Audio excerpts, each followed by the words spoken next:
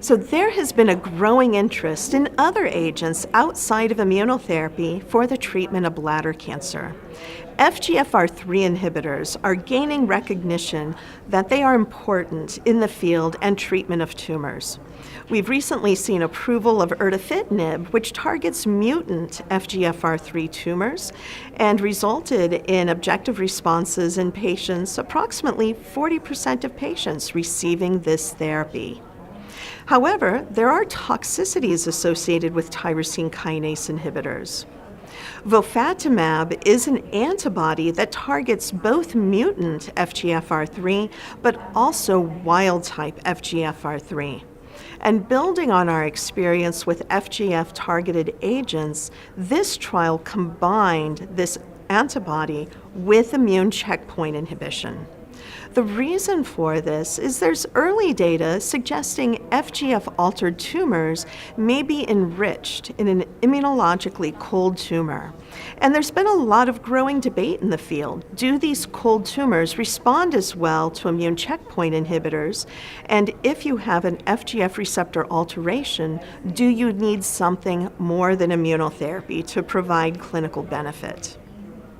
The FIERCE-22 trial combined Vofatamab, that FGFR3 targeted antibody, with immune checkpoint inhibition with Pembrolizumab. This was a biopsy-driven trial. Patients received a lead-in phase of Vofatamab with pre- and post-Vofatamab biopsies and then proceeded with the combination of Vofatamab with Pembrolizumab. So far, there have been 20 patients with wild-type FGF enrolled and an additional 7 patients with mutant FGFR3 enrolled in the trial. Of the mutant tumors, there appears to be clinical activity, with 3 out of 7 patients obtaining an objective response to treatment, and many continue on treatment. This arm of the trial is still enrolling patients.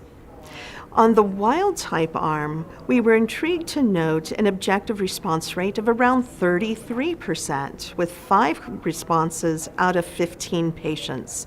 There were more patients treated with the combination, but due to biopsies of RECIST target lesions were not included in RECIST. We went back and looked at what these biomarkers showed. And when we looked at post-Vofatamab samples, we saw enrichment of immune markers associated with the inflammatory response. So it does bring to mind, is there something about FGFR3 and how it impacts the immunology of bladder tumors, and can we break some of that immune resistance or enhance the immune sensitivity of these tumors by combining them with immunotherapy?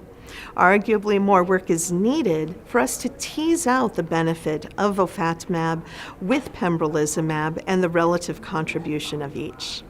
But I think you'll see more data in the future as the mutant arm accrues, and I'd love to see more patients enrolled with wild-type FGF as well to gain an understanding of whether FGF inhibition can impact the immune response even in wild-type tumors.